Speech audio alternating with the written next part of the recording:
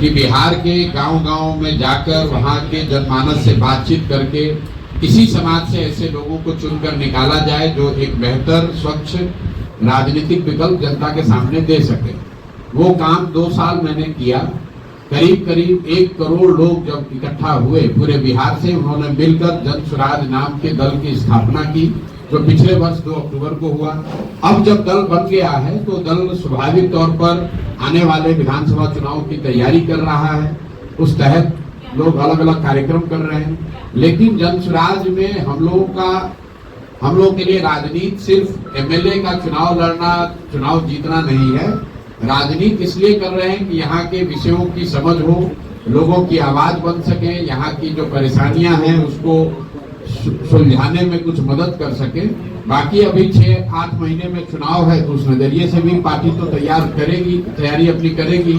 और लोकतंत्र है, लोकतंत्र में चुनाव की एक अपनी महत्ता है, तो उस नजरिए से भी ये दौरे को आप देख सकते हैं। सत्ता पक्ष कह रही है सर कि मॉकपोल में जब जन स्वराज का ये हाल हुआ तो फिर आगे क्या, इसको लेकर के क्या करेंगे? भाई, आप जितने लोग यहाँ आए हैं, आपकी ये संख्या बताती है कि जन स्वराज की कोई ताकत है या नहीं है।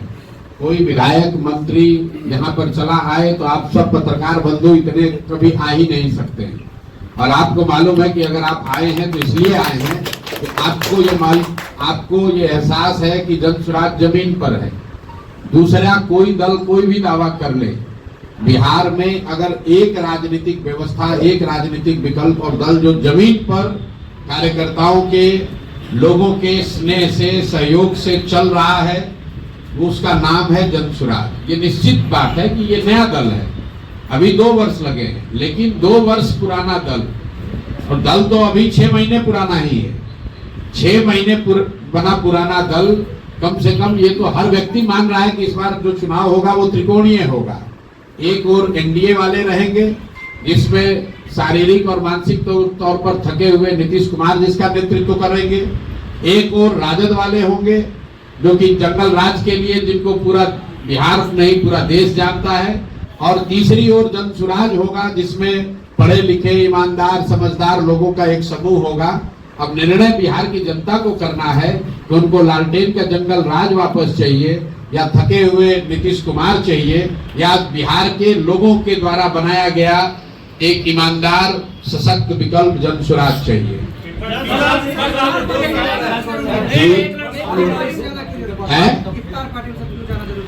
इफ्तार पार्टी में जाना इसलिए जरूरी है कि यहाँ पर अभी रमजान का महीना है, और जैसे नवरात्रि का व्रत है वैसे रमजान में भी मुस्लिम साथियों का व्रत है। और मैं यहाँ आया हूँ, और यही नहीं जा रहा हूँ, रोज जाता हूँ।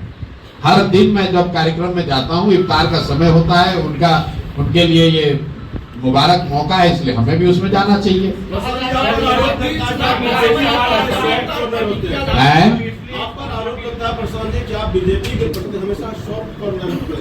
देखिए, मैंने हमेशा जो बात कही है कि बिहार की बर्बादी के लिए लालू और नीतीश जिम्मेवार हैं, क्योंकि पिछले 30-35 साल से लालू जी और नीतीश जी ही राज्य का नेतृत्व कर रहे हैं। लेकिन बिहार की बर्बादी के असली गुनाहगार कांग्रेसी और भाजपाई हैं।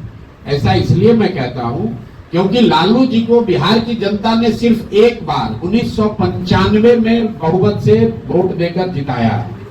बाकी 15-16 साल जो लालू जी का जंगल राज चला, वो कांग्रेसियों के मदद से चला, उस बैसाखी से चला। कांग्रेसियों ने उनकी मदद इसलिए की क्योंकि वो चाहते थे कि लालू जी की मदद से 20-25 सांसदों का सपोर्ट उनको दिल्ली में रहे। यही हाल नीतीश जी का, एनडीए का है। नीतीश जी को बिहार की जनता ने सिर्फ एक बार, इसको भी ध्यान रखिए आप लोग, सिर्फ 2010 के चुनाव में नीतीश जी के पार्टी को 117 विधायक मिले थे। उसके बाद नीतीश जी को कभी बहुमत बिहार की जनता ने नहीं दिया। फिर भी 18-19 साल से नीतीश कुमार मुख्यमंत्री हैं, वो भाजपा के बैसाखी पर हैं। भाजपा उनकी मदद क्यों कर रही है? भाई, जो भाजपा दूसरे राज्यों में दूसरे दलों को तोड़कर खरीद फरोख्त करके सरकार बनाती है, वो बिहार में थके हुए नीतीश कुमार को क्यों मुख्यमंत्री बना के रखी है? इसलिए कि उनको दिल्ली में 10-20 सांसदों का लालच है। इसलिए मैं बार बार हमेशा कहता हूं कि कांग्रेस और भाजपा ने बिहार को और बिहार के भविष्य को लालू और नीतीश के हाथ में, सब जानते बूझते इनके हाथ में बेच दिया। जैसे कांग्रेसियों ने हम लोग का भविष्य लालू जी के हाथ में बेचा, वैसे ही भाजपाइयों ने हम लोग का भविष्य नीतीश कुमार के हाथ में बेचा है। आपको क्या लगता है? नीतीश कुमार का रोज आप लोग देख रहे हैं, क्या नरेंद्र मोदी को, क्या अमित शाह को ये पता नहीं है कि मानसिक तौर पर नीतीश कुमार और शारीरिक तौर पर वो मुख्यमंत्री बनने की स्थिति में नहीं है? फिर इतने बड़े राज्य की 13 करोड़ लोगों की जिस पर जिम्मेवारी है, उस पर आपने नीतीश कुमार को थोपा हुआ है। क्यों थोपा हुआ है? नीतीश कुमार को जैसे शिखंडी की तरह सामने खड़ा करके पीछे से राजनीति कर रहे हैं। अगर भाजपा में दम है तो अपना मुख्यमंत्री बनाओ और लड़ो चुनाव सामने से। इनमें तो दम है नहीं। सामने से नीतीश कुमार का चेहरा लगा रखा है। वो आदमी ना शारीरिक तौर पर सक्षम है, ना मानसिक तौर पर स्वस्थ है, और उनको सामने रखकर और ये भी नहीं बता रहे हैं कि अगला मुख्यमंत्री नीतीश कुमार ही होगा। ये सिर्फ बिहार की जनता के साथ धोखा कर रहे हैं भाजपा वाले। सामने नीतीश कुमार को रखा है। अगर गलती से कहीं चुनाव जीत गए तो सबसे पहले नीतीश कुमार को हटाकर कोई भाजपा के आदमी को ये लोग बनाएंगे, जो काम इन लोगों ने महाराष्ट्र में किया है। तो भाजपा का तो यहाँ कोई ना नेता है ना नेतृत्व है, इसलिए भाजपा की बात कम होती है। ये लोग पिछलग्गू दल बनकर पीछे से, भोजपुरी में हम लोग कहते हैं निहुरल आइल चोर। तो ये वो लोग हैं जो छुप कर आकर बिहार की सत्ता को कब्जा करना चाहते हैं, क्योंकि 2015 में इन्होंने सामने से कोशिश की थी और औंधे मुंह गिरे थे।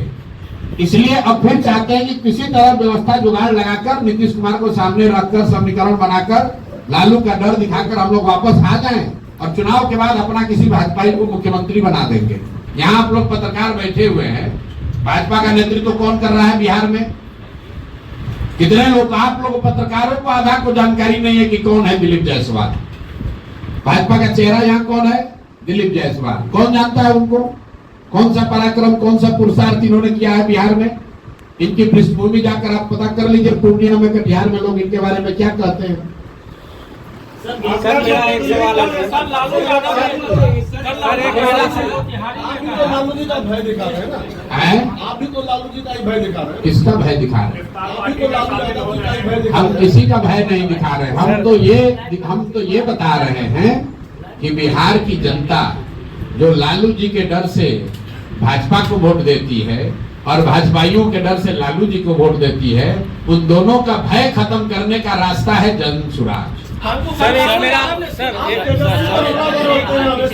एक सवाल है। मोतिहारी ने कहा कि 2025 में कोई मायका लाल नहीं है तो तेजस्वी को सरकार बनाने से रोके। भाई लालू जी कह रहे कोई माई का लाल नहीं है। तो लालू जी के नजर में तो बिहार में एक ही लाल है जिसका नाम है तेजस्वी यादव। बिहार के 13 करोड़ के 13 करोड़ लोगों की तो चिंता उनको है नहीं। लालू जी तो बस अपना ही परिवार और 5 गो उनके बाल बच्चे, इसके आगे न कभी सोच सकते हैं। तो उनको कैसे दिखेगा कि बिहार में दूसरा और कौन है? सर अति पिछड़ा का एक सवाल है सर। कम पढ़े लिखे लोगों की जगह है कि नहीं प्रशांत जी? बिल्कुल, बहुत लोकतंत्र में कम पढ़े लिखों की जगह है। बिल्कुल। सुनिए मेरा एक सवाल इनका सवाल है कि लोकतंत्र में कम पढ़े लिखे लोगों की जगह है कि नहीं? बहुत जगह है। इस देश में तमिलनाडु एक राज्य है, उसके सबसे प्रसिद्ध मुख्यमंत्री का नाम है कामराज, जो नहीं पढ़े लिखे थे। कम पढ़ा लिखा होना राजनीति में वो कोई मानक नहीं है। लेकिन जो बात आपने कही कि मैं तेजस्वी के 9वीं फेल होने की बात करता हूं, क्यों करता हूं उसको समझिए। जब आपके माँ और पिताजी दोनों मुख्यमंत्री हैं, जब आप डीपीएस आर के पूरब में पढ़ते हैं और आप वहां से 9वां नहीं पास कर पाते हैं, तब आप और नहीं पढ़ पाए, नहीं पास कर पाए, तो दिखाता है कि आपकी क्षमता क्या है। मान लीजिए कि आप उस समय नहीं पढ़े, क्रिकेट खेलने चले गए, तो सीखने और पढ़ने का तो उम्र खत्म नहीं होता है। आप जाकर देखिए बिहार के लाखों ऐसे बच्चे हैं जो मजदूरी कर रहे हैं और कॉरेस्पॉन्डेंस से कोर्स कर रहे हैं, पढ़ाई कर रहे हैं। तो भाई ये उसके बाद ही आकर कुछ पढ़ाई कर लेते, आज ही डिग्री ले लेते। ये न पढ़ना दिखाता है कि शिक्षा के प्रति उस व्यक्ति की सोच क्या है। उस व्यक्ति के नजर में शिक्षा की कोई महत्ता ही नहीं है। इस बात पर हम चोट कर रहे हैं। इस बात पर नहीं कह रहे हैं कि आप 9th फेल हैं कि 10th फेल हैं। इस बात पर चोट कर रहे हैं कि अगर आप सामाजिक राजनीतिक परिस्थिति बस नहीं पढ़ पाए तो कोई बात नहीं है। लेकिन उन परिस्थितियों में भी आप देखते हैं लड़कियां जिनकी शादी हो जाती है, कई बार उनके हस्बैंड्स उनको पढ़ाते हैं। ये सज्जन इनके माँ बाप मुख्यमंत्री हैं, दिल्ली के सबसे बड़े प्राइवेट स्कूल में नाम लिखाया, वहां से 9th फेल हो गए, उसके बाद जीवन में कभी पढ़ने पढ़ाने की कोशिश नहीं की। वो आदमी बिहार का मुख्यमंत्री बनेगा तो आपके बच्चों के पढ़ाने की चिंता करेगा कि उसको बालू माफिया बनाएगा? आप बता दीजिए। आपके पास क्या मॉडल है एजुकेशन और हेल्थ को? बाकी और लोग हैं यहाँ। सर एक सवाल है सर मेरा। सर एक सवाल है सर। अगर जनसुराज पार्टी जीत कर आती है, पहला सवाल यह है कि जनसुराज अकेले लड़ेगी या हम किसी के एक साथ? घंटा यहाँ है, आपको जो सवाल सर जनसुराज करके पूछो, घबराहट में नहीं है। सर जनसुराज अकेले लड़ेगी या किसी के साथ गठबंधन करेगी? जनसुराज- पूरा अगर जीत कर आती है सरकार बनाने में किसी के साथ गठबंधन भी कर सकती है। 243 सीट बिहार में है। जनसुराज का नाम ही है जनसुराज, जनता का सुंदर राज। जनता से गठबंधन हो गया और घोषणा हो गई कि 243 सीट लड़ेंगे। चुनाव के बाद अगर ऐसी कोई परिस्थिति बन गई कि जनसुराज को पूर्ण बहुमत नहीं मिला तो हम लोग बिल्कुल विपक्ष में आराम से 5 साल और बैठेंगे। प्रशांत किशोर ने कहा चाहे 2 सीट आए, 5 सीट आए या 110 आए, जनता ने जो निर्णय देना है उसको हम लोग स्वीकार करेंगे। और मैंने पहले ही कहा कि राजनीति हमारे लिए और जनसुराज में हमारे साथियों के लिए सिर्फ एमएलए बनकर मिनिस्टर बनना, कॉन्ट्रैक्ट लेना, पैसा कमाना, ये उसका उद्देश्य नहीं है। जितना एमएलए एमपी बनकर नाम, पैसा, शोहरत आप कमा सकते हैं, उससे बहुत ज्यादा भगवान की कृपा से हम लोग को मिला हुआ है। बावजूद इसके सब छोड़कर अगर राजनीति करने आए हैं तो इसका उद्देश्य ये नहीं है कि जल्दी से एमएलए बनकर सरकार बना ले। सरकार तब बनाएंगे जब जनता का आशीर्वाद होगा और पूरा जो प्लान है, पूरी जो सोच है कि अगले 10 वर्ष में बिहार को देश के 10 अग्रणी राज्यों में कैसे शामिल कराया जाए, यहाँ शिक्षा कैसे सुधारा जाए, 1 साल के अंदर पलायन को कैसे रोका जाए, हर घर में महिलाओं को रोजगार कैसे दिया जाए, उसका पूरा ब्लूप्रिंट 2-2.5 साल गांव-गांव घूमकर लोगों को बताकर समझाकर उसके बाद दल का निर्माण किया गया है। ऐसा नहीं कि 4 आदमी दिल्ली में बैठे, पटना में बैठे दल बना लिया। दल बनाने से पहले 2.5 साल मैंने बिहार का चप्पा चप्पा पैदल चल के देखा है, लोगों से बात करी है। तो हम लोग के लिए गठबंधन ना आज है ना कल होगा, ना चुनाव से पहले ना चुनाव के बाद। अरे भैया सुनेंगे तभी। आप जमीनी प्रत्याशी देंगे या वही हवाई होगी? जनसुराज में जो भी प्रत्याशी चुनाव लड़ेंगे उसके नजरिए से मैं आपको 2-3 बातें कह सकता हूँ। पहला कि 2/3 से ज्यादा ऐसे लोग चुनाव लड़ेंगे जो बिल्कुल नए चेहरे होंगे। इसका मतलब ये नहीं है कि वो राजनीति में नहीं है। नए लोग चुनाव लड़ेंगे तो इसकी कोई संभावना नहीं है कि जो पुराने घिसे पिटे लोग हैं वही चुनाव लड़े। मैंने कहा 2/3। 1 मिनट की। दूसरा आपको बता दे, प्रत्याशियों के नजरिए से जनसुराज किसी दूसरे दल से पहले जुलाई-अगस्त में ही अपने उम्मीदवारों के 243 उम्मीदवारों की घोषणा कर देगा, ताकि इसकी कोई संभावना न रहे कि हमको जदयू में टिकट नहीं मिला तो जनसुराज में आ गए या राजद में, कांग्रेस में नहीं मिला तो यहाँ आ गए। हम लोग अपने 243 उम्मीदवार जुलाई-अगस्त में ही घोषित कर देंगे, ताकि कोई पत्रकार ये न कह सके, कोई आदमी ये न कह सके कि जनसुराज में टिकट उसको मिला है जिसको दूसरे जगह नहीं मिला। तीसरी बात एक मेरा सवाल है। अरे यार आप उम्मीदवार को पूछे, सुन तो लो। तीसरी बात, जो भी उम्मीदवार होगा 99% केस में वो लोकल उम्मीदवार ही होगा, उसी विधानसभा का होगा। 1%, अपवाद इसलिए हो सकता है कि कुछ जगहों पर जहां लोग उन क्षेत्रों में रहते हैं जो सीट रिजर्व है, उनके पास ये अवसर है कि वो अगल बगल के सीट से आवेदन दे सकते हैं। जनसुराज में उम्मीदवारों के चयन की प्रक्रिया चल रही है। एकमात्र ऐसा दल है जिसमें ट्रांसपेरेंट तरीके से आवेदन लिए जा रहे हैं 21,000 रुपया फीस लेकर, और हजारों लोग जिन्होंने आवेदन दिया है उनके पास ये अवसर है कि वो अपने आप को संभावित प्रत्याशी के तौर पर अपनी क्षेत्र की जनता में रखे। अगले 4-5 महीने वो अपने क्षेत्र में प्रचार प्रसार करें, ताकि वहां के लोगों से, जनसुराज से जुड़े हुए साथियों से और जनता के बीच में सर्वे करके ये पता किया जा सके कि जितने संभावित उम्मीदवार जनसुराज के हैं जो प्रयास कर रहे हैं, उनमें सबसे काबिल बेहतर व्यक्ति कौन है, उसी को जनता का उम्मीदवार, जन स्वराज का उम्मीदवार बनाया जाएगा। मेरा सवाल है रोजगार का आपने मुद्दा उठाया, जी। आपने किया राजद जो अभी यात्रा चल रही है, कांग्रेस यात्रा, आपने तो मिसाइल के पीछे छोड़ दिया। बिल्कुल नहीं छोड़ा। देखिए मिसाइल चाह रही, उसके लिए आपकी लड़ाई। देखिए डोमेसाइल के लिए सबसे पहले आमरण अनशन पर यही प्रशांत किशोर बैठे थे। वो जाकर पांचों मुद्दा देख लीजिए। यहाँ के बेरोजगारों को बेरोजगारी भत्ता, जिसका वादा 2015 में नीतीश जी के 7 निश्चय का पहला निश्चय के तौर पर किया गया था, ये इसके लिए आमरण अनशन पर हम लोग बैठे थे। डोमेसाइल नीति लागू हो, उसके लिए हम लोगों ने अनशन करा था। बीपीएससी अभ्यर्थियों का मामला पेपर लीक का जो था, उसके लिए आमरण अनशन पर बैठे थे।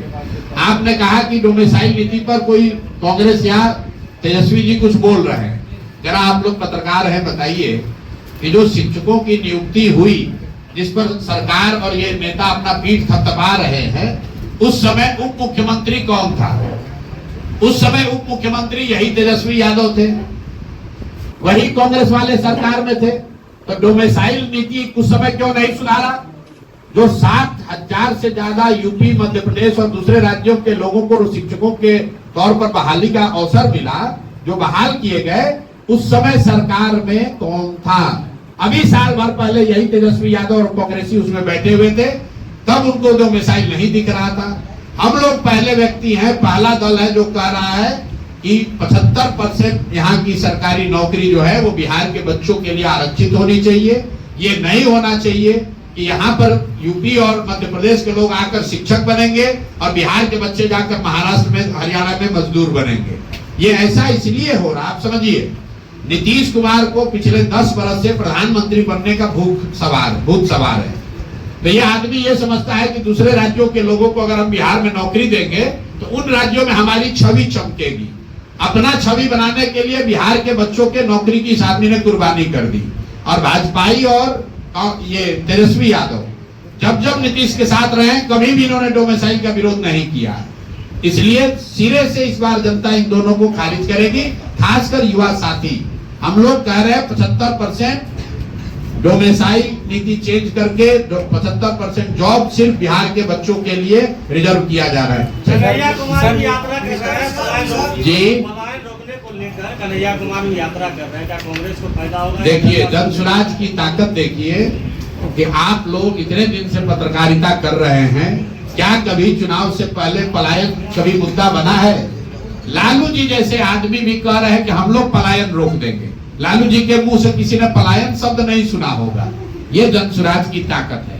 कन्हैया जी यात्रा कर रहे हैं तो बहुत अच्छी बात है, ये जन स्वराज की ताकत है कि कांग्रेसी आज पलायन की बात कर रहे हैं। लेकिन जब कांग्रेसी आए तो आप, कन्हैया जी मेरे मित्र भी हैं, बेगूसराय के हैं, उनसे एक सवाल जरूर पूछिएगा पलायन के नजरिए से कि कांग्रेस का अभी एक जुमा 2 साल पहले बना हुआ मुख्यमंत्री है जिसका नाम है रेवंत रेड्डी। तेलंगाना में उस आदमी ने कहा कि बिहारियों का डीएनए जो है वो मजदूरों का है, बिहारी जो है मजदूरी करने के लिए पैदा हुए हैं। तो यहाँ आप पलायन की बात कर रहे हैं और आप ही का मुख्यमंत्री बिहारियों को मजदूरी करने वाला बता रहा है कि ये पैदा ही हुए हैं मजदूर बनने के लिए। उस पर कन्हैया कुमार का और उससे भी ज्यादा राहुल गांधी का क्या स्टांस है, ये पूछने की जरूरत है। ये नहीं चलेगा कि बिहार के बाहर बिहारियों को बिहारी कह के गाली दोगे तो फिर बिहार में वोट मांगने काहे आए हो भाई? तेलंगाना से ही दिल्ली पर राज करके दिखा दो। जब बिहार के लोग मजदूरी करने के लिए पैदा हुए हैं और तेलंगाना के लोग हम लोग पर राज करने के लिए पैदा हुए हैं, तो कांग्रेसियों को बिहार में वोट मांगने की जरूरत क्या है? इसका भी सवाल आप लोग कीजिए, उस जवाब मांगिए उन लोगों से।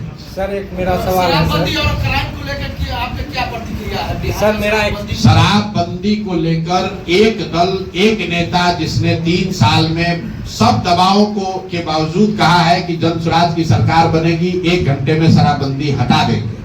इसलिए हटा देंगे कि इससे बड़ा कोई गलत कानून हो नहीं सकता है। पहली बात आप ये जानिए कि बिहार में शराबबंदी तो लागू है नहीं। शराबबंदी का कानून बनाया गया है जिसमें दुकान बंद कर दिया गया है और होम डिलीवरी चालू कर दी गई है। बिहार की गरीब जनता का 15 से 20 हजार करोड़ का नुकसान हो रहा है और ये पैसा कहां जा रहा है? ये पैसा जा रहा है नेताओं के पास, भ्रष्ट अधिकारियों के पास, शराब माफिया के पास। सारे युवा बिहार में सूखा नशा का पहली बार बिहार में प्रचलन देखने को मिल रहा है। लोग सूखा नशा कर रहे हैं। 1 लाख से ज्यादा लोग, कई लोग कहता है महिला को इससे लाभ है, 1 लाख से ज्यादा परिवार के लोग आज भी जेल में शराबबंदी के कानून के तहत बंद हैं। और ये जो लोग जेलों में हैं, ये ज्यादातर लोग समाज के दबे कुचले वंचित समाज के लोग हैं, दलित है, अति पिछड़े हैं, मुस्लिम हैं, जिनके घर में उनका कोर्ट में केस लड़ने वाला भी कोई नहीं है। और ये सामाजिक न्याय और समाजवाद की बात करने वाले लोग, इनको कोई चिंता नहीं है कि 1-1.25 लाख लोग जेल में क्यों आए। आप महिलाओं से जाकर बात कीजिए। दलित परिवार की महिलाओं को हमने पैदल चलते हुए देखा, थाने वाले शराबबंदी के नाम पर जबरदस्ती उनको उठाकर थाने में बैठा रहे हैं, थाने में उनसे झाड़ू लगवाते हैं, उनसे बर्तन साफ करवाते हैं, उनसे दुर्व्यवहार करते हैं। क्या बात कर रहे हैं आप? बिल्कुल शराबबंदी के हम लोग खिलाफ में हैं। इसके साथ साथ जो आपने सवाल किया, आंकड़े बिल्कुल स्पष्ट है। 2017 से बिहार में कानून व्यवस्था की स्थिति बिगड़ी है और उसका एक कारण है शराबबंदी, क्योंकि कानून व्यवस्था लागू करने के लिए जो तंत्र है, प्रशासन है, उसका एक बड़ा हिस्सा कानून व्यवस्था के काम को छोड़कर शराबबंदी को लागू करने, उसको छिपाने और उससे कमाने में लगा हुआ है। और सामान्य लॉ एंड ऑर्डर की स्थिति दिनों दिन बिगड़ती जा रही है।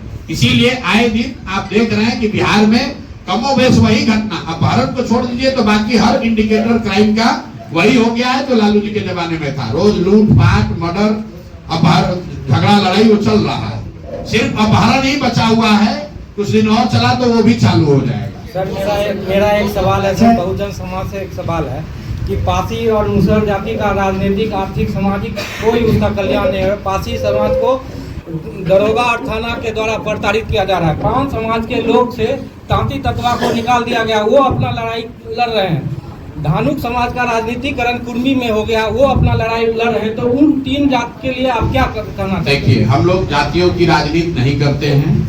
जन सुराज ने अपने संविधान में इस परिकल्पना में कहा है कि जिस जाति की भी जितनी संख्या है, उस जाति से उसी प्रोपोर्शन में योग्य लोगों को निकालकर उनको भागीदारी दी जाएगी। इसमें सभी समाज शामिल हैं। आपने जो 5 समाज की बात कही, उसको लेकर मैं जरूर टिप्पणी करना चाहता हूं। बिहार में नीतीश कुमार की राजनीति का एक हिस्सा रहा है जातियों का वर्गीकरण चेंज करना। एनेक्सर 1 को एनेक्सर 2 में डालो, 2 को 1 में डालो, 1 को SC बना दो। उसी के तहत एनेक्सर 1 में आने वाली कुछ जातियों को, जिसको 5 समाज के नाम से SC का दर्जा दिया गया। ये सही बात नहीं है, ऐसा दावा किया गया, क्योंकि जातियों का ये जो दर्जा चेंज होता है, कैटेगरी चेंज होती है, इसके पीछे साइंटिफिक स्टडी होनी चाहिए। राज्य सरकार उसको प्रस्तावित कर सकता है, उसको स्वीकार करने का पावर केंद्र सरकार को है। जैसा आपने देखा होगा बिहार में लोहारों के साथ भी ऐसा ही किया गया है। नीतीश कुमार ने वोट लेने के लिए यहां से कह दिया कि हमने 5 समाज को SC का दर्जा दे दिया। केंद्र के सामने ना उसके पक्ष में साक्ष्य रखा, ना उस केस की पैरवी की। नतीजा क्या हुआ? जैसे लोहार को ST बनाया गया था और वापस EBC बना दिया गया, उसी तरह 5 समाज के लोगों को SC से हटाकर वापस EBC बना दिया गया। तो ये विशुद्ध तौर पर शॉर्ट टर्म राजनीतिक गेन के लिए नीतीश कुमार ने और नीतीश कुमार की सरकार ने इन जातियों को ठगा है, और इसीलिए ये जातियां आंदोलित है और हम लोग इसके विरोध में हैं। जातियों का जो वर्गीकरण जो चेंज होता है, जो ओरिजिनल एनेक्सर 1 था, जो कर्पूरी जी का था, और जो आज एनेक्सर 1 है, उसमें करीब 23 नई जातियां जोड़ दी गई है। और ये नीतीश कुमार हमेशा ऐसा करते रहे। जब उनको राजनीतिक सुविधा होती है, वो किसी एनेक्सर 2 को उठाकर एनेक्सर 1 में डालने की बात करते हैं। कई बार उन्होंने एनेक्सर 1 की जाति को SC या ST बनाने की कोशिश किया। तो जब आप एनेक्सर बदलते हैं, एनेक्सर 2 को एनेक्सर 1 में डालते हैं, वो तो राज्य सरकार का मामला है, इसलिए वो कर पा रहे हैं। लेकिन अगर आप SC को, EBC को या OBC को SC या ST के दर्जे में डालोगे, तो केंद्र से उसका अनुमोदन जरूरी है, वो नहीं करा पाए। इसीलिए लोहार के केस में जिसको ST बनाया गया था, फिर से EBC बना दिया गया, कई बच्चों का नौकरी चला गया, लोग परेशान हुए। उसी तरह से पान समाज को भी इन्होंने कहा कि हमने एससी बना दिया, लोग पंचायती राज का चुनाव एससी रिजर्व सीटों पर लड़े और वो सब चीज बर्बाद हो गया, क्योंकि केंद्र सरकार के समक्ष इन्होंने जरूरी दस्तावेज नहीं रखे, उन जातियों के साथ धोखा हुआ है। अब वो जाति जो है वो आंदोलित है।